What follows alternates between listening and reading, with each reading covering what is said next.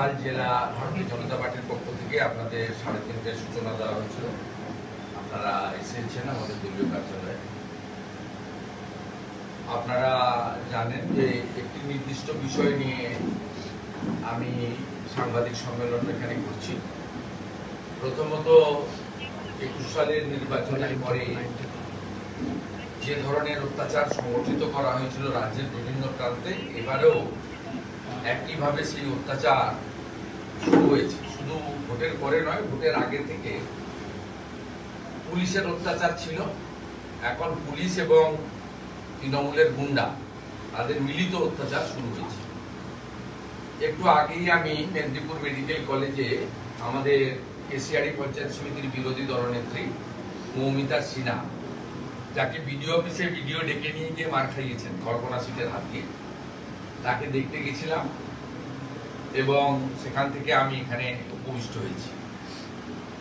প্রথমেই বলিনি, কেশিয়াড়িতে আগামীকাল রাজ্যের সাধারণ সম্পাদিকা, বিধায়ক এবং গত নির্বাচনে মেদিনীপুর কেন্দ্রে যিনি সামান্য ভোটে হেরে গেছেন, মাত্র 2%-এরও কম ভোটে যিনি হেরে গেছেন, যাকে হারিয়ে দেওয়া হয়েছে, যার পোলিং এজেন্টদের আগের দিন রাত্রে গ্রেফতার করা হয়েছে, সেই অগ্নিমিত্রা পাল মহোদয়ের নেতৃত্বে কালকে আগামীকাল কেশিয়াড়িতে কেশিয়াড়ির বিডিওর এবং কল্পনা সিটের গ্রেফতারের দাবিতে ধিক্কার মিছিল, অবরোধ, বিক্ষোভ ইত্যাদি কর্মসূচি নেওয়া হয়েছে। আজকে আমরা এখানে মিলিত হয়েছি সঞ্জয় বেরা, বয়স 42, পুরুষোত্তমনগর, ডেবরা। এই কাছেই, এখান থেকে 2-4-5 কিলোমিটারের মধ্যেই তার বাড়ি। ভারতীয় জনতা পার্টির একনিষ্ঠ কার্যকর্তা, তার জেঠতো দাদা আছেন এবং তার পুত্র ক্লাস 7-এ পড়ে, তিনি আছেন। ওনার স্ত্রী কলকাতাতে হাইকোর্টে অপেক্ষা করছেন। রাজ্য সরকার এখনো পর্যন্ত উত্তর দিতে পারেনি। আমরা পোস্টমর্টম পশ্চিমবঙ্গ সরকার অর্থাৎ মমতা ব্যানার্জির নিয়ন্ত্রণাধীন কোন হসপিটালে করতে তার পরিবার অস্বীকার করেছে। নিরপেক্ষ জায়গায় পোস্টমর্টম করার দাবি করেছে এবং ম্যাজিস্ট্রেট, পরিবারের লোক ভিডিওগ্রাফির মাধ্যমে। এবং আপনারা সবাই ইতিমধ্যে শুনেছেন, সোশ্যাল মিডিয়াতেও আমি পোস্ট করেছি, আমাদের জেলা সভাপতি বা তার পরিবারের পক্ষ থেকেও আপনাদের কাছে অভিযোগ করা হয়েছে যে 4 তারিখে নির্বাচন ফলাফল যদি ঘোষণা হয়, সেদিন রাত্রিবেলা তার ছেলের মুখ থেকে শুনবেন, ও মামার বাড়িতে ছিল, ও মার কাছ থেকে শুনেছে যে বাড়িতে খাওয়ার জন্য রাত্রে কিছু রান্না টান্না করছিল, বলছিল ডিম ভাজছিল। সেখান থেকে তাকে পুলিশ ডেকে নিয়ে যায়, কারণ এবারে নির্বাচন তো পশ্চিমবঙ্গে তৃণমূল করেনি, পুলিশ করেছে। পুলিশ সেদিন জয়ের আনন্দে বিভোর ছিল, ডেবরা থানার পুলিশ। তারা কেশপুরে ছাপ্পা মেরে, যিনি এনামুলের কাছ থেকে ঘড়ি নিয়েছেন, আইফোন নিয়েছেন, টাকা নিয়েছেন, সেই দীপক অধিকারী বাবু ছাপ্পা মেরে তাকে জিতিয়েছেন। একা কেশপুর থেকে 1,30,000 লিড।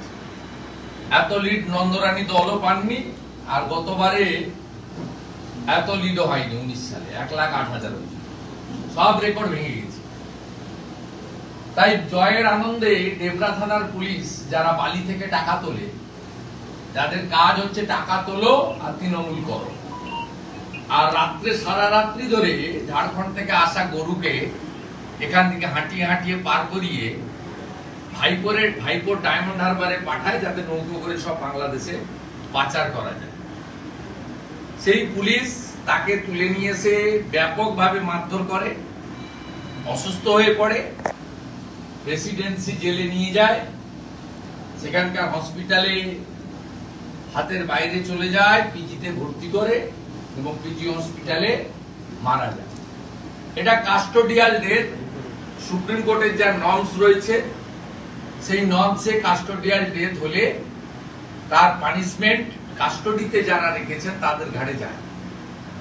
আমরা প্রথমত তার পরিবারের পাশে আছি এবং ভারতীয় জনতা পার্টির একদম একনিষ্ঠ, পরিচিত, মিছিল মিটিং এ থাকা, বুথে কাজ করা কার্যকর্তা সঞ্জয় বেরা এবং অবসরপ্রাপ্ত সামরিক কর্মী যিনি তার নিজের মানে জীবনের একটা বড় সময় যৌবনকাল দেশ মাতৃকার জন্য ব্যয় করেছেন, তাকে আজকে পশ্চিমবাংলায় এই পরিণতির সামনে পড়তে হয়েছে।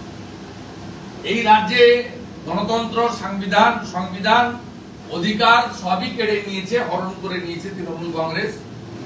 তারা যদি ভাবে যে 45% ভোট পেয়ে 39% ভোট পাওয়া পার্টিকে এইভাবে শেষ করে দেব, তাহলে তারা ভুল করবেন। আমরাও বিচার ব্যবস্থার প্রতি আস্থা রেখে গণতান্ত্রিক ভাবে আমাদের আন্দোলনকে তীব্র থেকে তীব্র করব, পরিবারের পাশে থাকব। আমরা সবাই ওয়েট করছি হাইকোর্টের সিদ্ধান্তের উপরে। মহামান্য হাইকোর্ট তার পরিবারকে যে সিদ্ধান্ত দেবেন আমরা মেনে নেব। আগামীকাল ডেবরাতে আমাদের ধিক্কার মিছিল সংগঠিত করা হবে।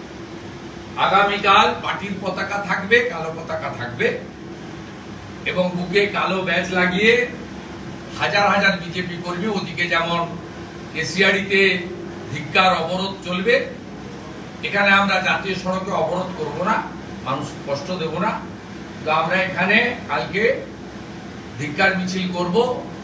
তন্ময় দাস জেলার সাংগঠনিক জেলার সভাপতি এবং ডেবরা বিধানসভার কনভেনার, কো-কনভেনার, মন্ডল প্রেসিডেন্টরা, তারা সবাই উদ্যোগ নিয়ে এই কয়েক ঘন্টার নোটিশে তারা মানুষকে, শুধু বিজেপির মানুষ নয়, সমস্ত গণতন্ত্র প্রেমী মানুষকে হিংসার যারা বিরোধিতা করেন, এই খুনের যারা নিন্দা করেন, তারা কালকে সবাই পথে নামবেন।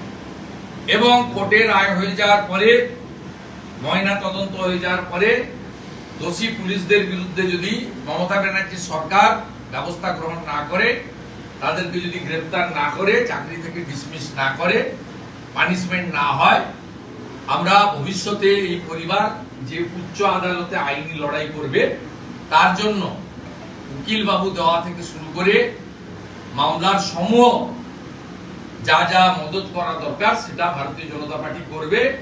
বিরোধী দলনেতা হিসেবে আমিও এই বিষয়টা দায়িত্ব নিচ্ছি এবং মনিটরিং করব। সাথে সাথে এই পরিবারের সঙ্গে ভারতীয় জনতা পার্টি আছে। পরিবারকে আর্থিক ক্ষতিপূরণ দেওয়া থেকে শুরু করে এই পরিবারের সমস্ত দায় দায়িত্ব আমরা ভারতীয় জনতা পার্টি নেব এবং পরিবারের পাশে থাকব। আপনাদের মাধ্যমে যারা ভাতার জন্য, যারা অন্য কিছু প্রলোভনে পড়ে তৃণমূল কংগ্রেসকে ভোট দিয়েছেন, বিশেষ করে মুসলমানরা দল বেঁধে ভোট দিয়েছেন, তাদেরকে বলবো কাদেরকে আপনারা ভোট দিয়ে জিতিয়েছেন। আপনারা দেখুন, একজন অবসরপ্রাপ্ত সামরিক কর্মী, 42 বছরের যুবক, তাকে তৃণমূল ক্যাডারদের হাতে নয়, আমাদের ট্যাক্সের পয়সায় বেতন পাওয়া রক্ষকই আজ ভক্ষক, তাদের হাতে এইভাবে নৃশংসভাবে খুন হতে হলো। Custodial death.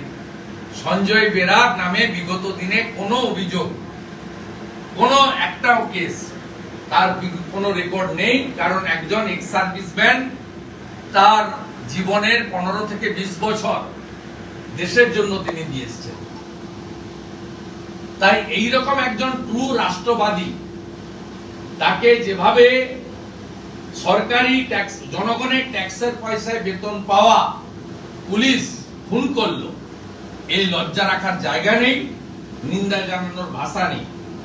এবং এই ঘটনার মধ্য দিয়ে প্রমাণ হলো এবারের পশ্চিমবঙ্গের নির্বাচন পুলিশ এবং আইপ্যাকের মিলিত শক্তি জনগণের প্রকৃত অধিকার কেড়ে নিয়ে পিছনের দরজা দিয়ে তৃণমূল কংগ্রেসকে আমাদের থেকে কয়েকটা সিট বেশি হয়তো পাইয়ে দিয়েছে এবং পার্সেন্টেজে 3-4% বেশি ভোট পাইয়ে দিয়েছে। আমরা ভারতীয় জনতা পার্টি রাস্তায় থাকবো, আইনি লড়াইতে থাকবো, পরিবারের সঙ্গে থাকবো, এইটুকু বলার জন্যই আপনাদের কাছে এসেছিলাম। এবং ক্লাস 7-এর এই যে ছাত্রটি, এই যে ছোট্ট শিশুটি, এই যে নাবালক শিশু পুত্রটি, আজকে তার এই বয়সে পিতৃহারা হলেন।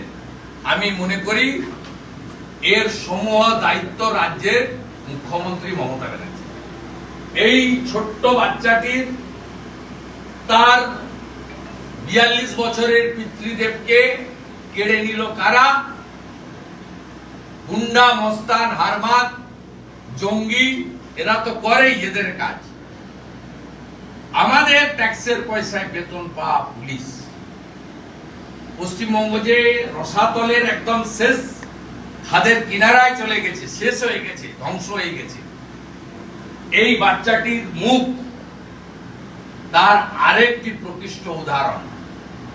দোকান কাটা এই রাজ্যের মুখ্যমন্ত্রী, তার যদি লজ্জা থাকে এই পুলিশগুলোকে সাসপেন্ড করে কাস্টডিতে নিয়ে তিনি প্রকৃত রাজধর্ম পালন করেন, এটা প্রমাণ করুন। এই চ্যালেঞ্জ বিরোধী দল নেতা ওনার কাছে দিচ্ছে। কিছু প্রশ্ন আছে? আপনি বলছেন সঞ্জয় বেরা আমাদের সমর্থক, কিন্তু তৃণমূল অভিযোগ করছে ও কোনো রাজনীতি করে না। বাড়ির লোক বলবেন, আমি কেন বলতে হবে? আপনি ওর বুথে গিয়ে দেখে আসুন। ভারতীয় জনতা পার্টির মিছিল মিটিংয়ে অংশগ্রহণ করেছে, কত ছবি নেবেন আপনি, পরে এসে নিয়ে যাবেন জেলা প্রেসিডেন্টের কাছে। চোর তৃণমূলের লোকেদের সার্টিফিকেট আর ওদের প্রশ্ন আমাদের করার দরকার। ওনার স্ত্রী কলকাতার হাইকোর্টে, আর ওনার পুরো পরিবার আমাদের সঙ্গে। আর ওই বুথে চলে যান, আর অবসরপ্রাপ্ত সামরিক কর্মী বা আধা সামরিক বাহিনীর কর্মীরা কেউ নরেন্দ্র মোদীর বাইরে নেই, সবাই নরেন্দ্র মোদীকে সাপোর্ট করে। আমি সব গ্রামে গিয়ে খোঁজ দিই, ওদের কাছে নেশান ফার্স্ট এই মন্ত্রে কাজ করে।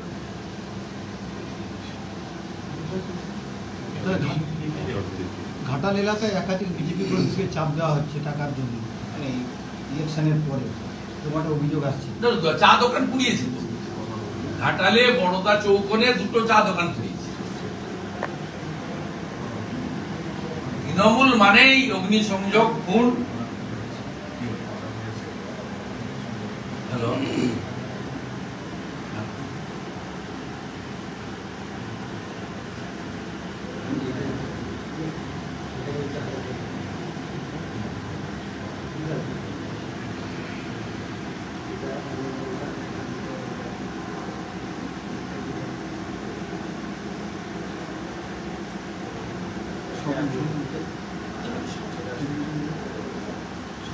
ঠিক আছে, আমরা ফোনে পেয়েছি ওই ডাক্তারদের মেডিকেল বোর্ড, একজন ডাক্তার নয় একাধিক ডাক্তারকে দেখে পিএম করতে বলেছি কোর্ট, বাড়ির লোকের উপস্থিতিতে এবং ভিডিওগ্রাফি করে।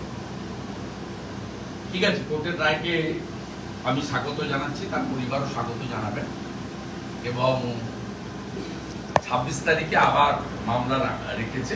আমি আশা করব যে এই ছোট্ট বাচ্চাটির দিকে তাকিয়ে বা এই ধরনের রক্ষকী ভক্ষক কোর্ট যথোপযুক্ত ব্যবস্থা নেবে। বলুন আর কি আছে? আমি কলকাতা যাব। कल बीजेपी महिला कर्मी को वीडियो ऑफिस में मारा गया था। पूरा स्टेट में तानाशाही चल रहा है। पिछले 48 आवर्स में बहुत हादसा हुआ। इसमें हमारी संजय बेरा का डेथ हुआ पुलिस कस्टडी में। एक सर्विसमैन है, बीजेपी का बूथ कार्यकर्ता है, उसका छोटा लड़का भी मेरा साथ है, देख लीजिए क्लास 7 का लड़का।